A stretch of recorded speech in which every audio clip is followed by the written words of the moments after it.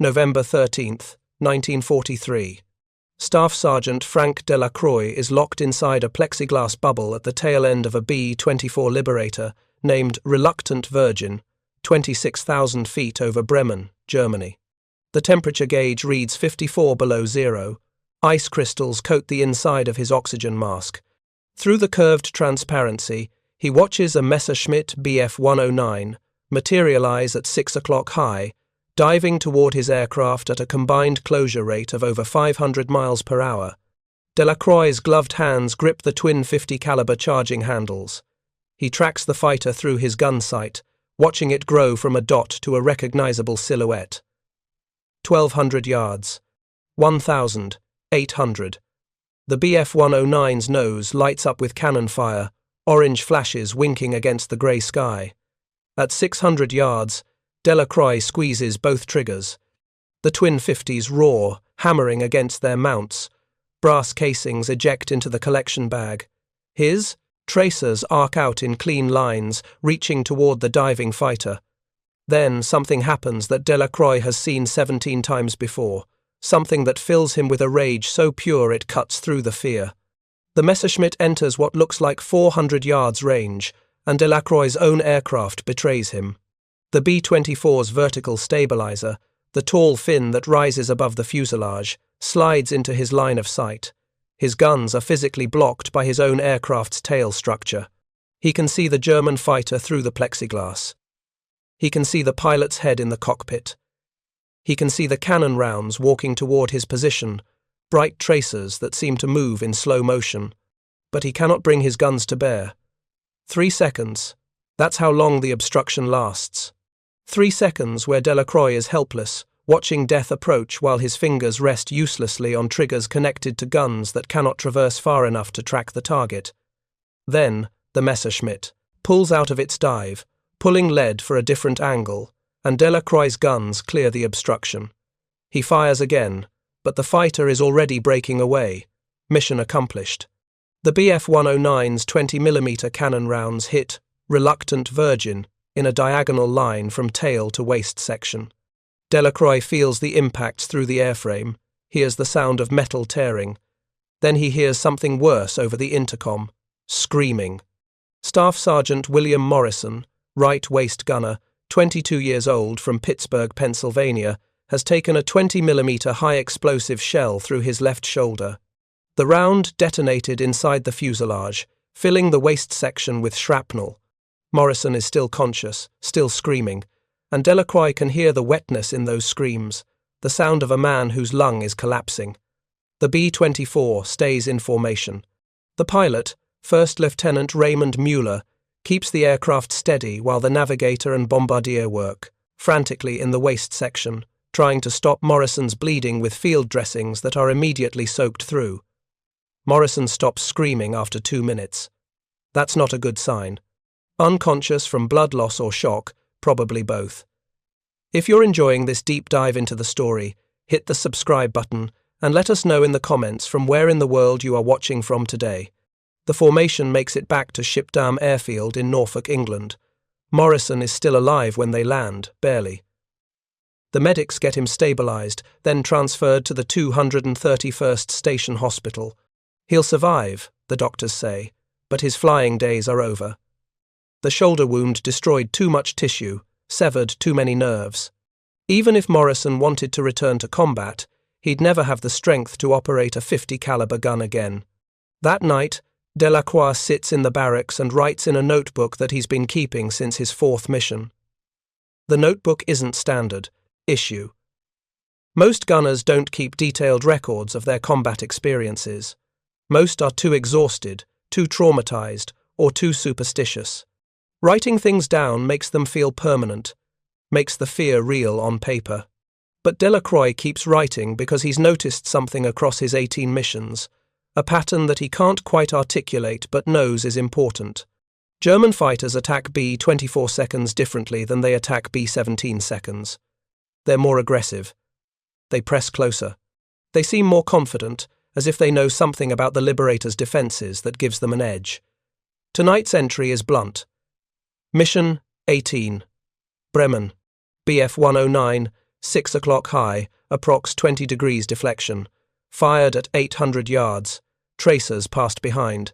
Fired at 600 yards, tracers closer but still missing. At 400 yards, vertical stabilizer blocked guns for approximately 3 seconds. Fighter fired during obstruction. Morrison hit, critical. Fighter broke off undamaged. Same pattern as missions 4, 7, 9, 12, and 15. The tail position is blind at close range for high-angle stern attacks. They know it. They're using it. We're dying because of it. Frank Delacroix was 23 years old, born and raised in Thibodaux, Louisiana, son of a sugarcane farmer who'd lost everything in the Depression. Delacroix had enlisted in December 1941, 3 days after Pearl Harbor, with romantic notions about aerial combat shaped by newsreels and recruitment posters. He'd wanted to be a pilot, imagined himself in a P-51 Mustang engaging German fighters in single combat, clean and heroic. He'd washed out of pilot training at Randolph Field after 12 hours of flight time, not because he couldn't fly, but because he froze up during a simulated emergency. The instructor had pulled the throttle to idle without warning, simulating engine failure, and Delacroix had simply locked at the controls for 3 seconds before reacting. 3 seconds in a real emergency would mean a crash. The Army needed pilots who reacted instantly, instinctively. Delacroix could fly, but he couldn't not think. So he'd volunteered for gunnery school instead. If he couldn't fight from a cockpit, he'd fight from a gun position. The training had been conducted at Laredo Army Airfield in Texas, 6 weeks of intensive instruction in the operation, maintenance, and tactical employment of the Browning M250 caliber machine gun. The gunnery instructors at Laredo taught a doctrine that seemed comprehensive and professional. They taught that the .50 caliber Browning had an effective range of 1,000 yards against aircraft targets. They taught that proper deflection shooting required leading the target by estimating its angular velocity and applying the appropriate lead angle. They taught that the B-24's defensive armament, 11 .50 caliber guns covering all approach angles, made it a formidable opponent for any German fighter. Most importantly, they taught confidence. The instructors, many of them combat veterans rotated back from North Africa or the Pacific, emphasized that American defensive firepower was superior to anything the Luftwaffe could bring against it. The Germans had experience, yes, but American gunners had better weapons, better training, and better aircraft. Follow your training, trust your equipment, and you'd survive your tour. Delacroix had believed every word. He'd graduated from gunnery school ranked 7th in his class of 42 students, qualified expert on the .50 caliber, and been assigned to the 506th Bombardment Squadron, 44th Bombardment Group, the first B-24 unit to deploy to England. He'd arrived at Shipdam in September 1943, eager and confident, ready to prove that American defensive gunnery would dominate the skies over Europe. His first mission on September 27, 1943, a raid on the industrial city of Emden, shattered that confidence within minutes. German fighters hit the formation with a coordination and aggression that bore no resemblance to the training scenarios at Laredo.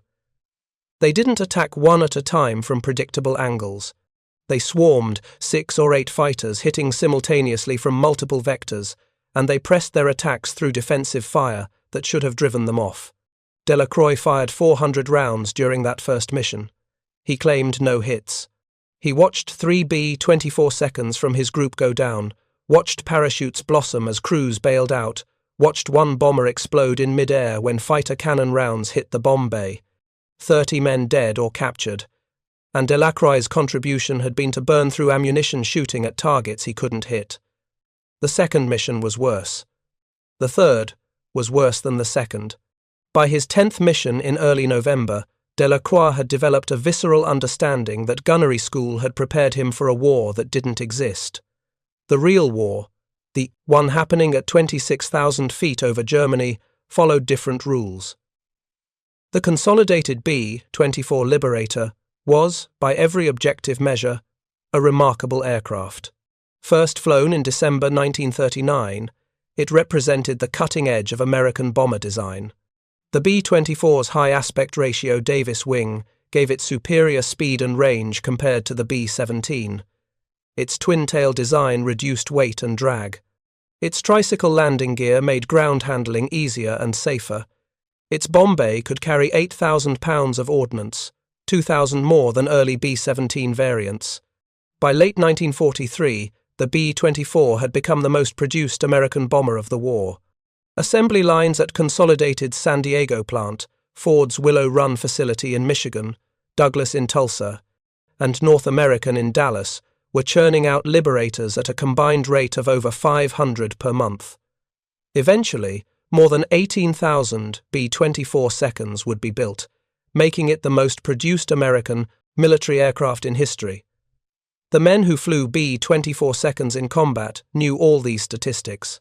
They'd been briefed on the aircraft's superior performance during transition training. They'd been told they were flying the most advanced bomber in the world. But they'd also noticed something that the statistics and briefings didn't capture. B-24 seconds were dying at higher rates than B-17 seconds. The numbers were stark and undeniable.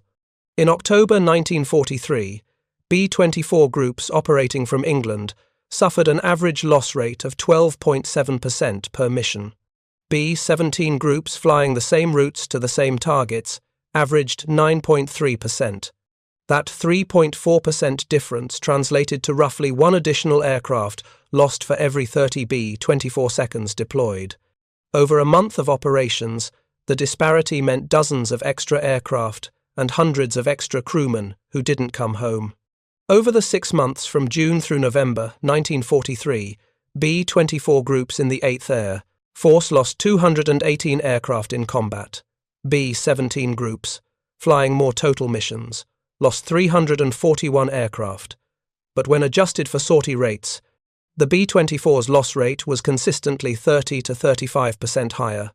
The crews noticed. They talked about it in the barracks, in the mess halls, in the brief moments before missions when everyone was too tense to stay quiet.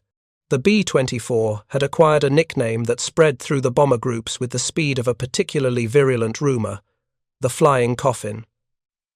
8th Air Force Headquarters knew about the disparity. Statistical analysis sections had documented it across every major raid from August through November. The official explanation, the one that appeared in operational reports and command briefings, focused on secondary factors. B-24 seconds typically flew at slightly higher altitudes than B-17 seconds, where temperatures were more extreme and oxygen systems more likely to fail. B-24 groups were often assigned to targets with heavier flak concentrations. B-24 crews were newer on average, with less combat experience.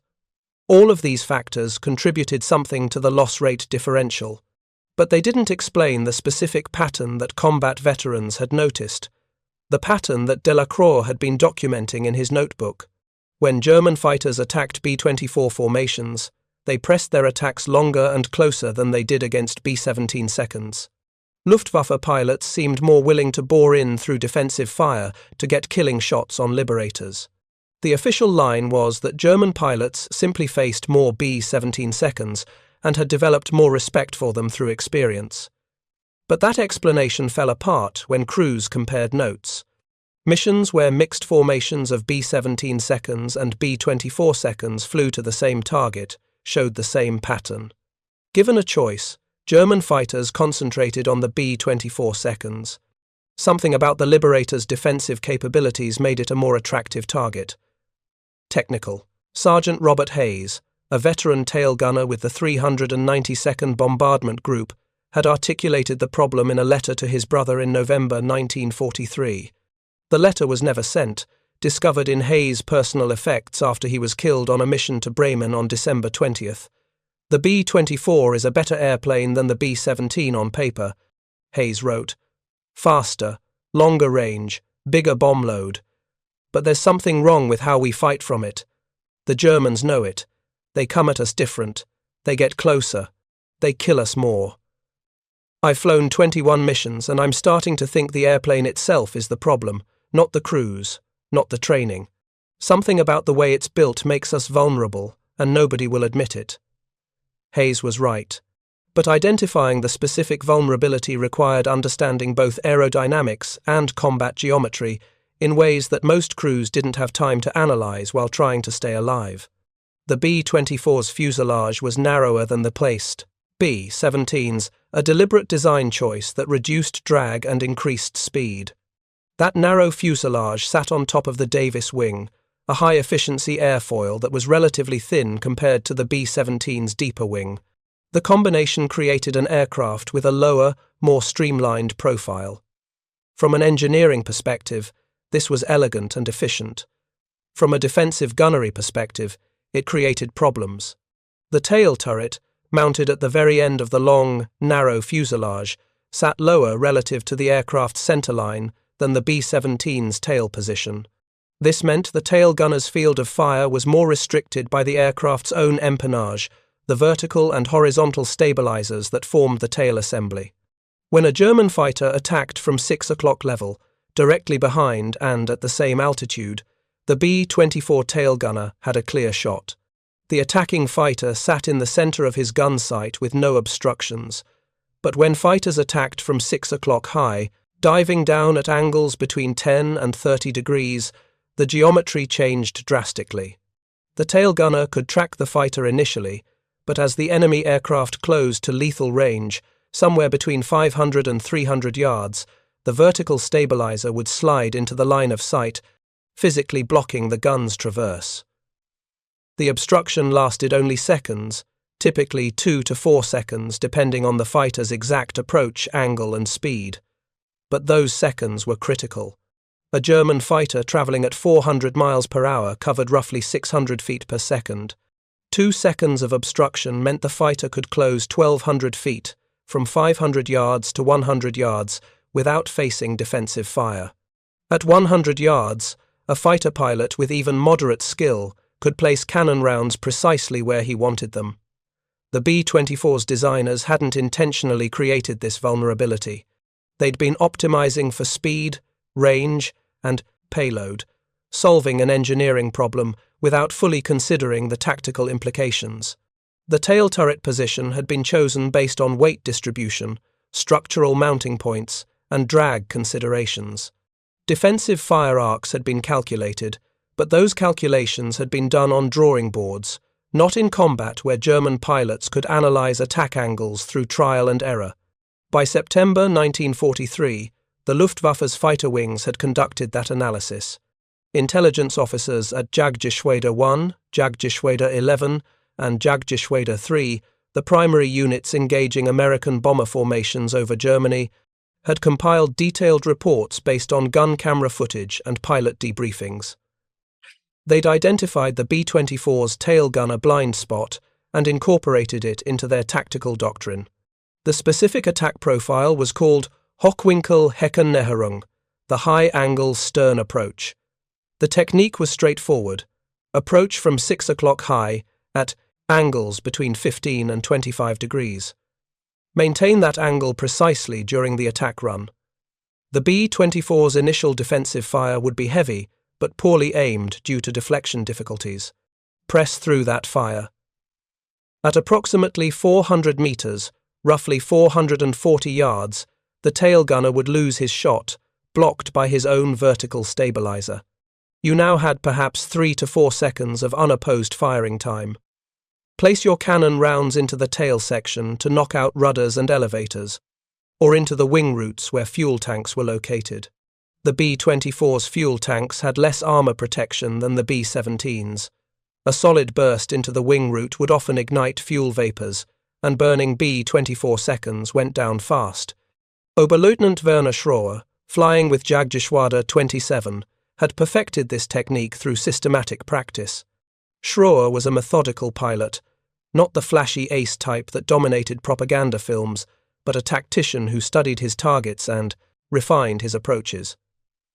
Between October and December 1943, he used the high-angle stern attack to down 7 B-24 seconds without sustaining significant damage to his own aircraft. His combat reports, captured by American intelligence after the war, detailed the technique with clinical precision.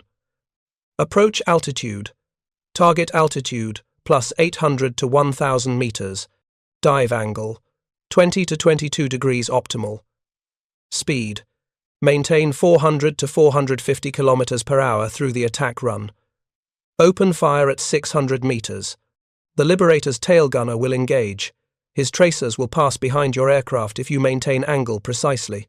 At 400 meters, his fire ceases. You have 4 seconds. Use the first 2 seconds to correct aim. Use the final 2 seconds for firing. 20mm cannons, 40 to 60 rounds. Target the vertical stabilizer or wing roots. Break away at 150 meters, diving and rolling left. Schroers. Reports circulated through Luftwaffe fighter units in November 1943. Other pilots adopted the technique. Success rates against B-24 seconds increased noticeably. Jagdgeschwader 1, operating from airfields around Osnabrück and Munster, claimed 43 B-24 kills in November using high-angle stern attacks. Their loss rate during those engagements: 6 fighters damaged, 2 pilots wounded, 0 aircraft destroyed by tail gunner, fire from the B-24 seconds they attacked. The American crews knew something was systematically wrong, but identifying the specific problem was difficult. After action, debriefings focused on quantifiable data: number of attacking fighters, estimated attack angles, ammunition expended, claims filed. The standard debriefing questions didn't include, did your own aircraft structure block your guns at critical moments? Because that wasn't a question anyone thought to ask. Tail gunners would report that fighters evaded their fire or that they lost tracking during attack runs. These phrases went into official reports as evidence of German pilot skill or American gunnery inadequacy. The idea that the B-24 itself was creating the problem, that the aircraft's geometric design was giving German pilots a predictable window of vulnerability, wasn't seriously considered at headquarters level. But it was being considered in the tail turrets by men like Frank Delacroix, who had nothing to do during long missions except watch, think, and survive. Delacroix's notebook entries from October and November 1943 show a mind working through a problem with limited information but growing conviction. October 8, 1943, Bremen. FW-190, 6 o'clock high, estimated 400 yards. Fired 60 rounds. Tracers passed behind tail assembly by approximately 15 feet. Fighter broke off undamaged. Deflection seemed correct. October 23, 1943, Munster. 2 BF-109s, coordinated attack from 7 o'clock high and 5 o'clock high. Engaged 7 o'clock fighter first. Lost sight picture for approximately 2 seconds when he reached close range. Vertical stabilizer in the way. Switched to 5 o'clock fighter. Same problem. Both fighters fired during my blind moments. Rounds hit tail section. No critical damage. This happened before. Not coincidence. November 5, 1943. Gelsenkirchen. 4 attacks from stern quarters today. 3 from high angles, 1 from level.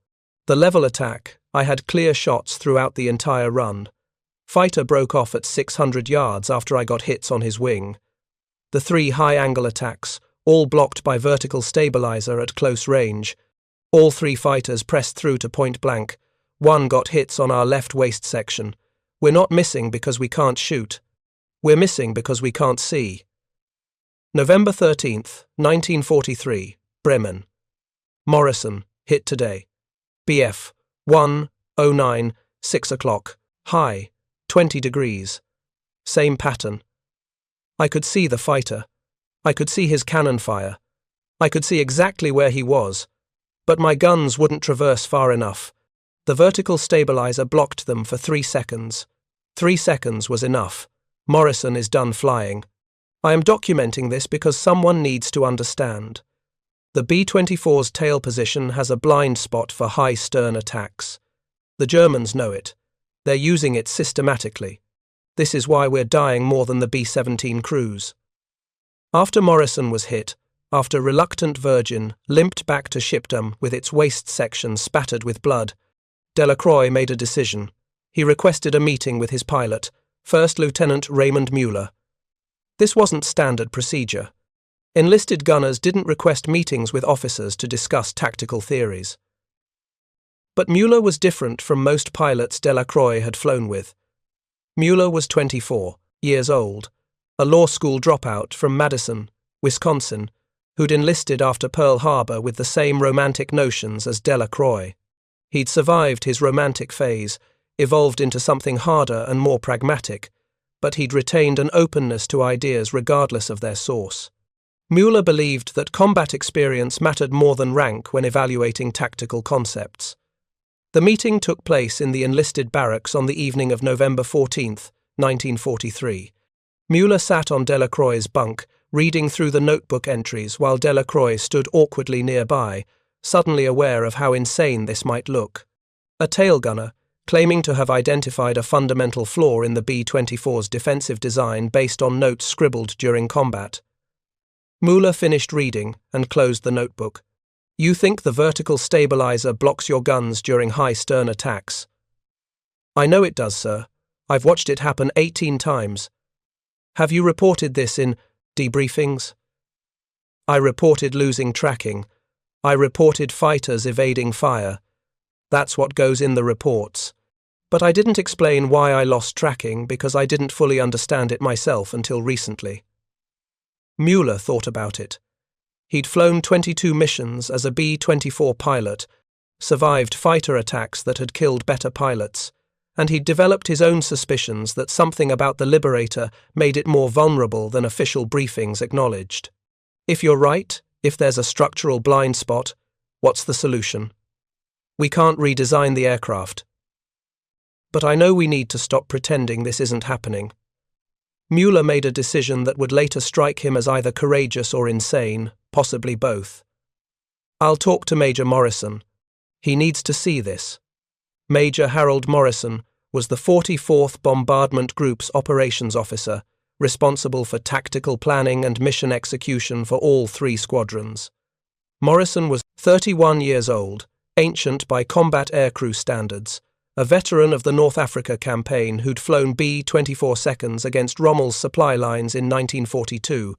He'd seen the Liberator perform in different theatres, against different opponents, and he understood the aircraft's capabilities and limitations better than most. Morrison read Delacroix's notebook in his office at Group Headquarters on November 16, 1943. Mueller and Delacroix stood at attention while Morrison flipped through pages covered in cramped handwriting, technical sketches, and increasingly desperate observations. When Morrison finished, he set the notebook down and looked at Delacroix with an expression that was hard to read. Sergeant, what you're suggesting is that the B-24 has a fundamental design flaw that makes it more vulnerable to a specific type of fighter attack. You're suggesting that 8th Air Force Headquarters, Consolidated Aircraft, and the Army Air Forces have ignored this flaw. You understand how that sounds? Yes, sir. It sounds like I'm accusing everyone above me of incompetence or negligence. I'm not. I think nobody noticed because nobody was in a position to see the pattern. Pilots can't see what's happening in the tail turret during combat. Intelligence officers at headquarters analyze statistics, not individual gunner experiences. I saw it because I was in the worst position to see anything else. Morrison appreciated the distinction. If you're right, proving it would require documentation beyond your personal observations. We'd need gun camera footage, we'd need testimony from other tail gunners, we'd need to demonstrate this isn't just perception bias or excuse-making for missed shots. I understand. Sir. But, Morrison continued, if you're right, and we do nothing, more people die. That's unacceptable. He picked up the notebook again. I'm authorizing a tactical review. I want gun camera footage from every B-24 tail gunner, in the group for the past 30 days.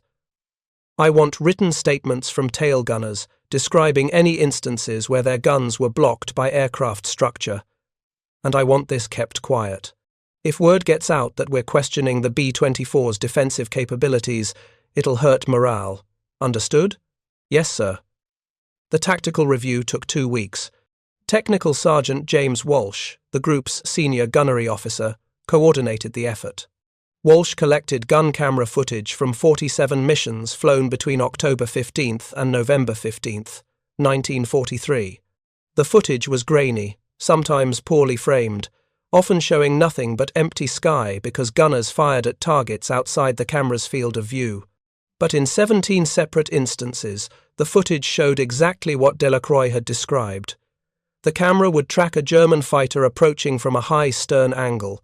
The tail gunner would fire, tracers visible arcing toward the target. Then the vertical stabilizer would slide into frame, blocking the view. The obstruction would last 2 to 4 seconds.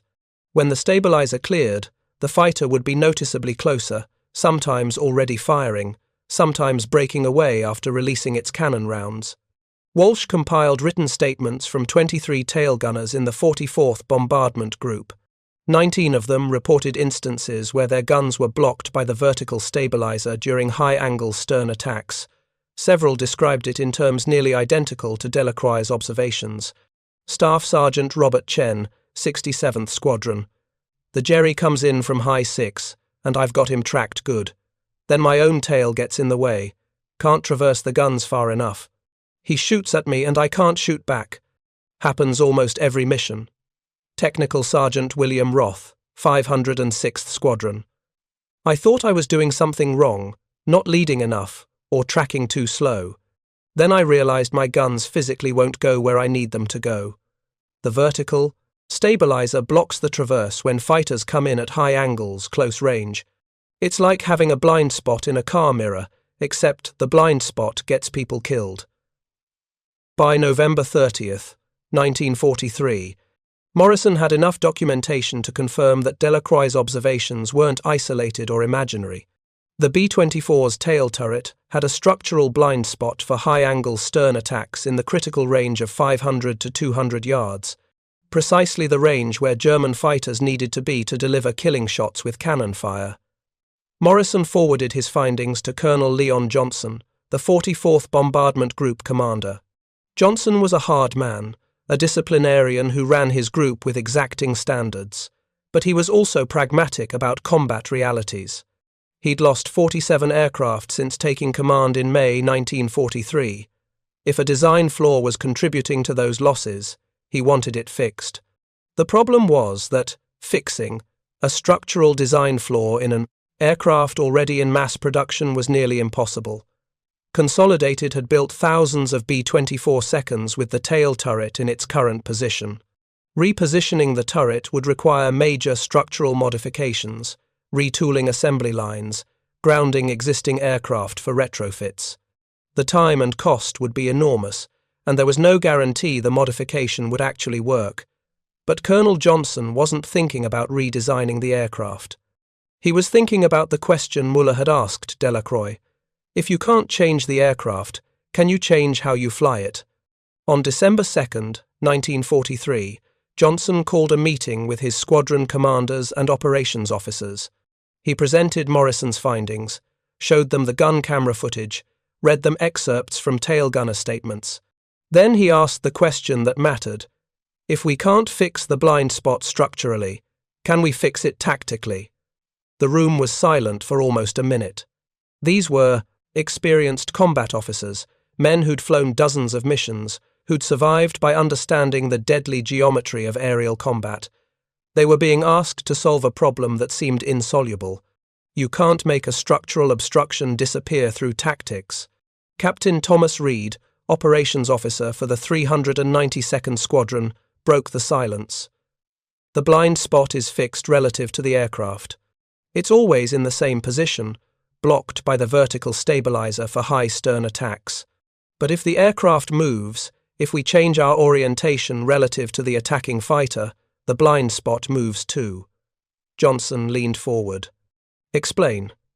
If we're flying straight and level, the vertical stabilizer blocks the tailgun's traverse for high stern attacks at a specific angle, let's say 20 degrees from 6 o'clock high. But if we bank the aircraft, even slightly, we're rotating the fuselage. The vertical stabilizer is still in the same place relative to the aircraft. But relative to an attacking fighter maintaining a constant approach angle, it's moving. We're rotating the blind spot around the tail turret. Morrison saw it immediately. You're suggesting we maneuver during fighter attacks, deliberately bank to shift the tail gunner's field of fire. Not wild, evasive maneuvers, Reed clarified. Those break formation, make you an easier target.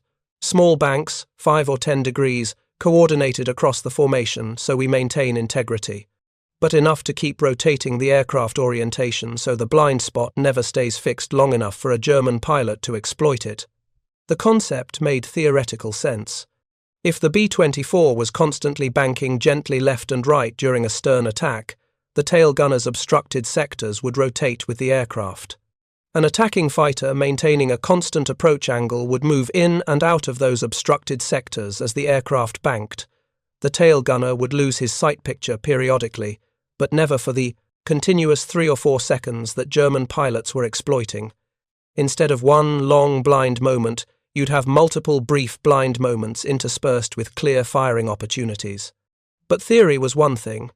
Execution in combat, where pilots were already managing formation, position, navigation, oxygen systems, and pure terror, was something else entirely. And there was no way to test the concept except in actual combat against fighters trying to kill you. Colonel Johnson made the decision with characteristic speed. We test it on the next mission, 1 squadron. If it works, we expand. If it causes problems or doesn't improve defensive effectiveness, we stop. He looked at Morrison. You coordinate with the squadron pilots. Work out the specific procedures. Keep it simple enough that terrified kids can execute it at 26,000 feet. The procedure they developed over the next 2 days was deceptively straightforward. When tail gunners reported fighters approaching from stern quarters at high angles, the flight lead would initiate a gentle coordinated bank to the left, 5 degrees maximum, nothing extreme. Hold the bank for 10 seconds, then roll level for 3 seconds. Then bank right 5 degrees for 10 seconds, level again for 3 seconds. Repeat the cycle continuously until the fighters broke off or changed their attack angles. The key was coordination.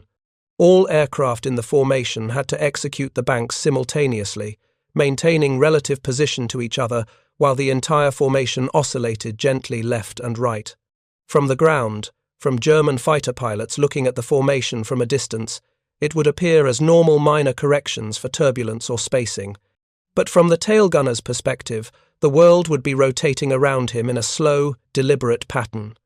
They called it oscillation, flying in the official procedures document. But the crews immediately started calling it something else. They called it the spiral. The name wasn't technically accurate. The aircraft weren't spiraling, they were banking back and forth while maintaining altitude and heading. But to the men in the tail turrets, watching their fields of fire rotate around the approaching fighters, watching the vertical stabilizer slide in and out of their sight picture in a rhythmic pattern, instead of blocking them at the worst possible moment, it felt like they were spiraling. The name stuck. December 3rd, 1943. The test mission. The target was Solingen, an industrial city in the Ruhr Valley known for steel production and blade manufacturing. The 44th Bombardment Group would contribute 18 B-24 seconds in 3 squadrons. The 67th Squadron, led by Captain James Walsh, would execute the spiral procedure. The other 2 squadrons would fly standard defensive tactics for comparison.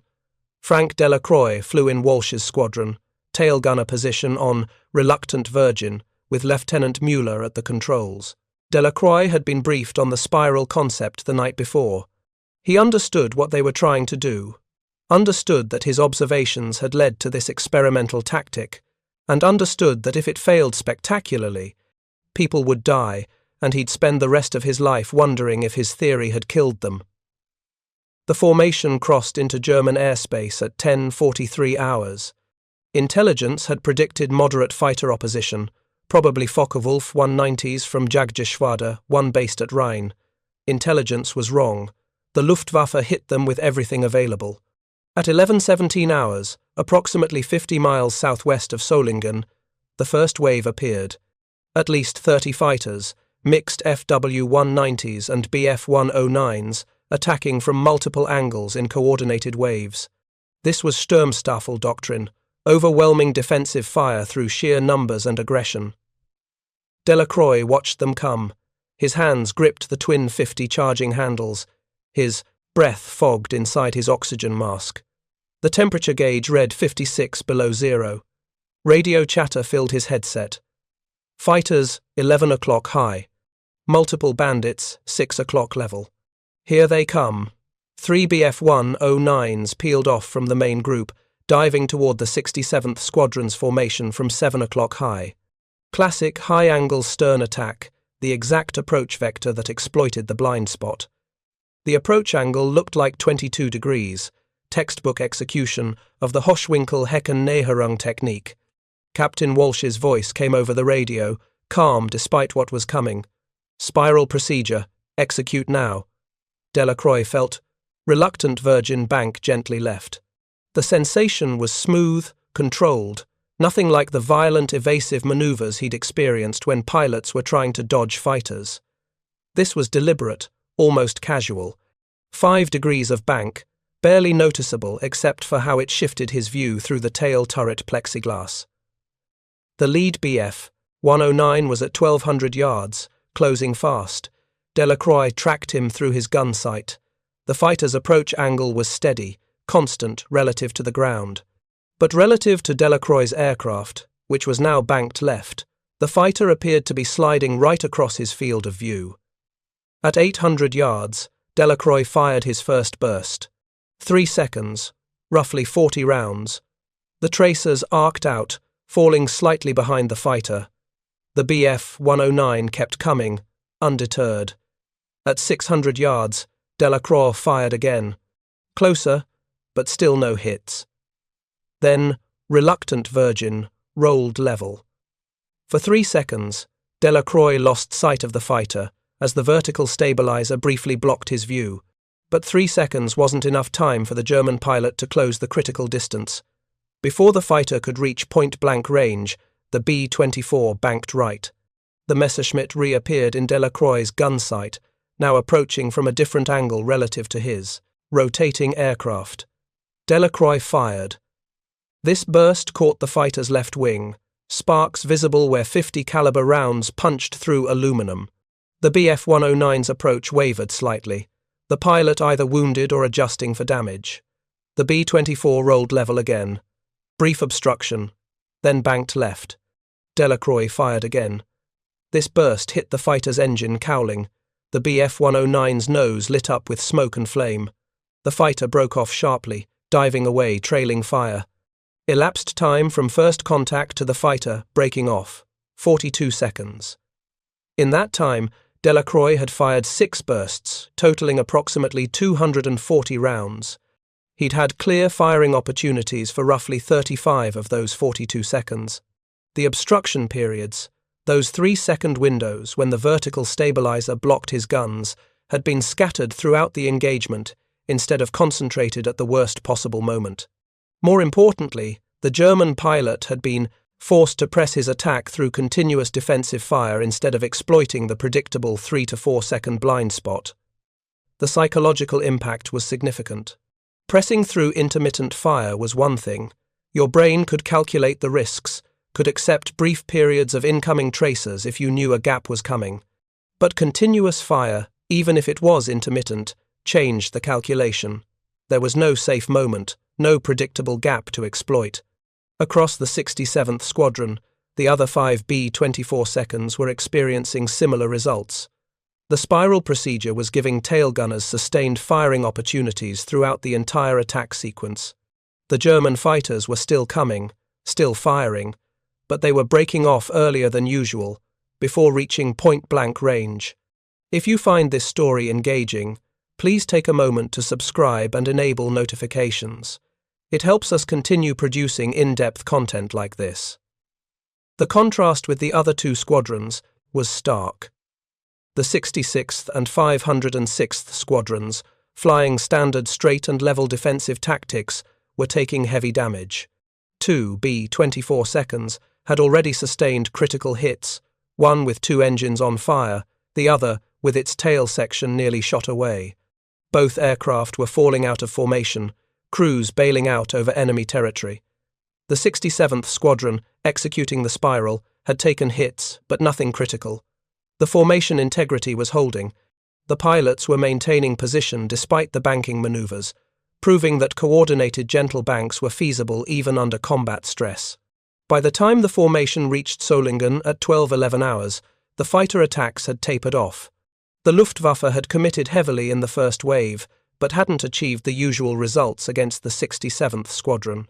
The spiraling formation had survived with minimal damage while the standard formations had been savaged. The bombing run itself was straightforward. The formation flew straight and level for the bombardier, no spiral maneuvering, and the bombs fell on target.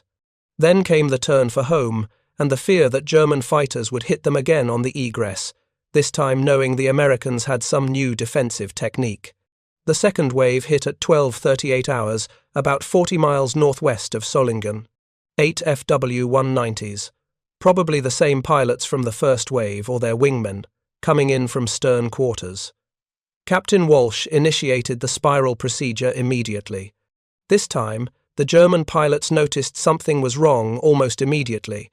Hauptmann Klaus Weber, leading the attack, later described the engagement in a combat report captured at war's end. The Liberator formation executed coordinated banking maneuvers during our approach. This was not normal evasive action. The banks were too gentle, too regular.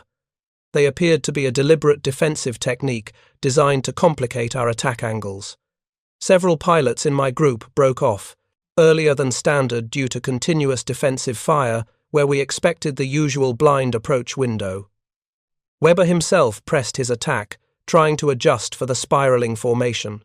But adjusting required changing his own approach angle, which meant either climbing higher to maintain the stern attack geometry or shifting to a different attack vector entirely. Climbing cost, speed, and energy. Changing vectors exposed his aircraft to different defensive gun positions. Either choice reduced his tactical advantage.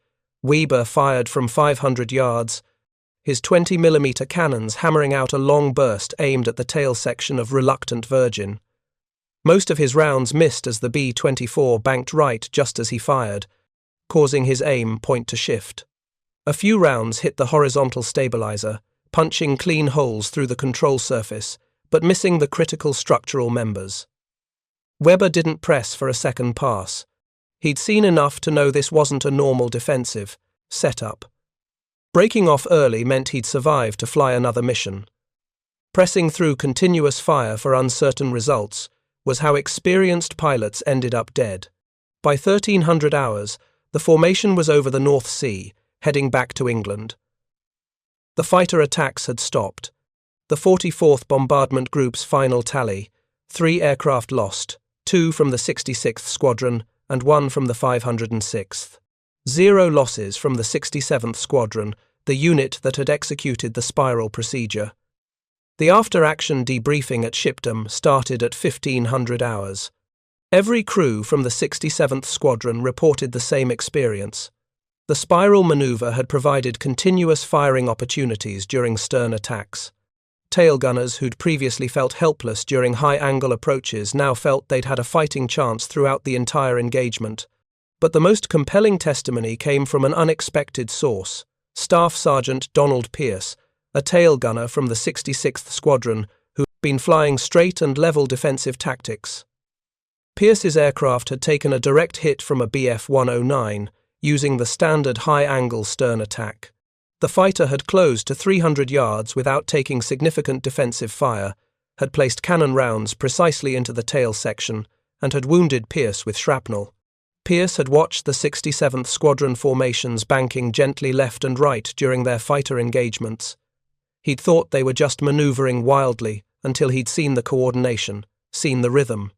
In the debriefing room, still bandaged from his wounds, Pierce said something that carried more weight than any statistical analysis could.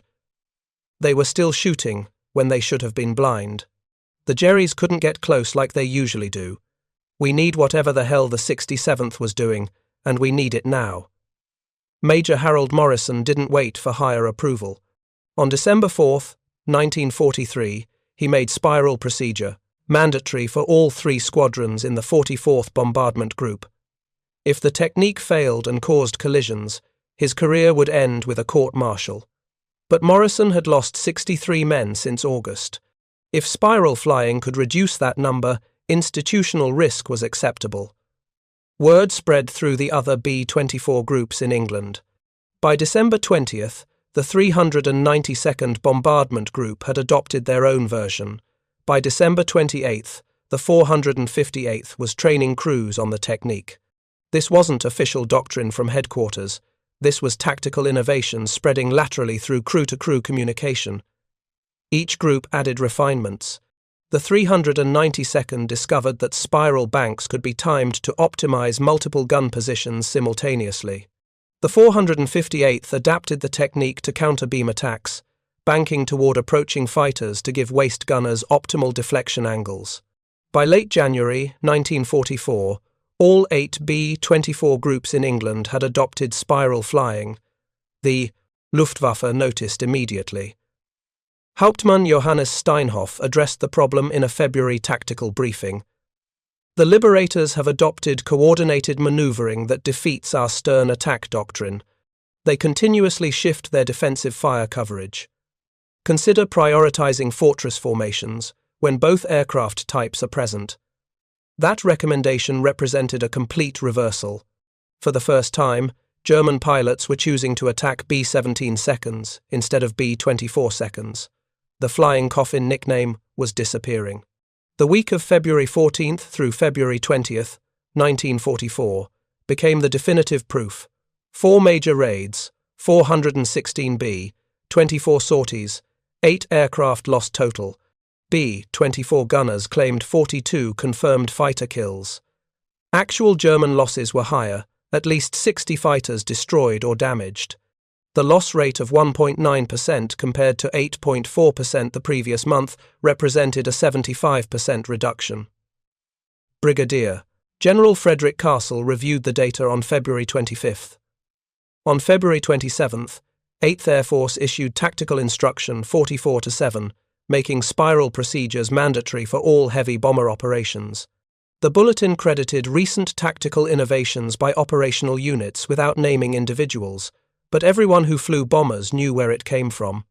Frank Delacroix completed his 25th mission on February 29th and rotated home. Before leaving England, he met with General Castle at High Wycombe. Castle was blunt. The Army gives medals for shooting down enemy aircraft. We should give medals for the thinking that keeps men alive while accomplishing those missions. What you did matters more than most. Distinguished flying crosses I've pinned on people.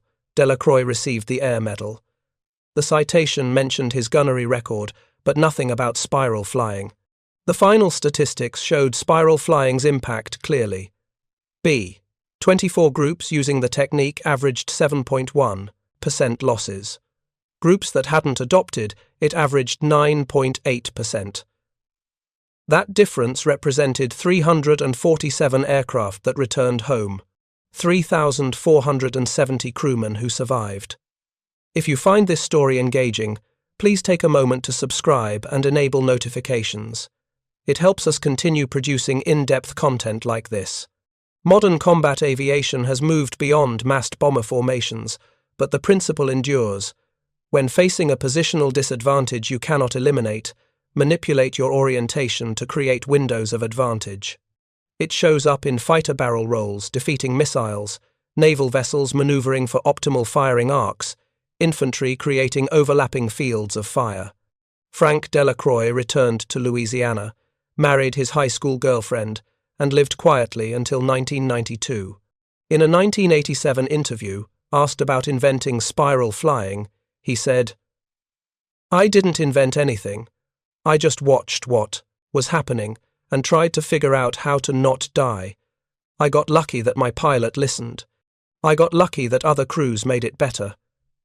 That humility obscures what he accomplished, identifying a vulnerability, documenting it systematically, conceptualizing a solution, convincing his chain of command to test it, and watching it spread because it worked. William Morrison, wounded on November 13th, recovered but never returned to combat. He became a gunnery instructor at Laredo, teaching spiral technique with the conviction of someone who'd nearly died because it didn't exist yet. In the Air Force Historical Research Agency archives sits Delacroix's original notebook, 48 pages, documenting how one man's observations became doctrine.